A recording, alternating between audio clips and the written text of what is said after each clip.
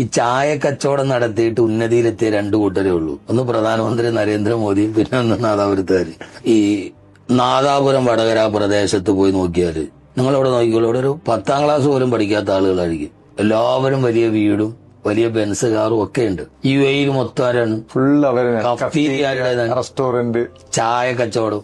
അപ്പൊ അവരുടെ പ്രത്യേകത ഞാൻ കണ്ടെടുത്തോളം, അവരിവിടെ വരുന്നു, കഷ്ടപ്പെടുന്നു, പക്ഷെ അവര് സദക്ക ചെയ്യും പോലെ ചെയ്യുന്ന ഒരാളുകളെ ഞാൻ കൂടുതൽ കണ്ടിട്ടില്ല.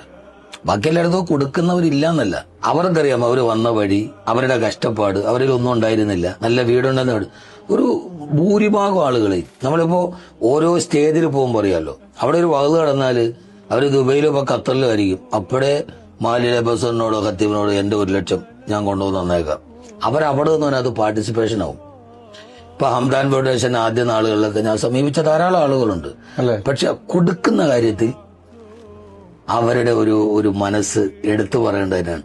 അതനുസരിച്ച് പടച്ചോൻ അവർക്ക് അതിനെ വിശാലമാക്കി കൊടുക്കുന്നുണ്ട് അവരുടെ റിസ്ക്കിന്. ഈ നാദാപുരം, വടകര, പാനൂര്, കുറ്റ്യാടി കൂടുതൽ ഈ കഫ്റ്റീരിയ മേഖലയിലൊക്കെയാണ് അല്ലെ? അതെ, കഫ്റ്റീരിയ മേഖലയാണ്. ചെറുതില് അവർക്ക് അള്ളാഹു ബറക്കത്ത് ചെയ്തിട്ടുണ്ട്. അപ്പോ നമുക്ക് സമ്പത്തുണ്ടാവുന്നു എന്നുള്ളതല്ല, ആ സമ്പത്തിനെ നമ്മൾ എങ്ങനെ വിനിയോഗിക്കും എന്നുള്ളതാണ്. ചില ആളുകളുണ്ട് സമ്പത്തുണ്ട്, അവൻ സ്വയമായിട്ട് കഴിക്കത്തോലുമില്ല. സമ്പത്ത് എന്ന് പറയുന്ന റബ്ബന ആതിന ഫിദ്ദുനിയ ഹസന, ഒരു ദുനിയാവിലൊരു ഹസന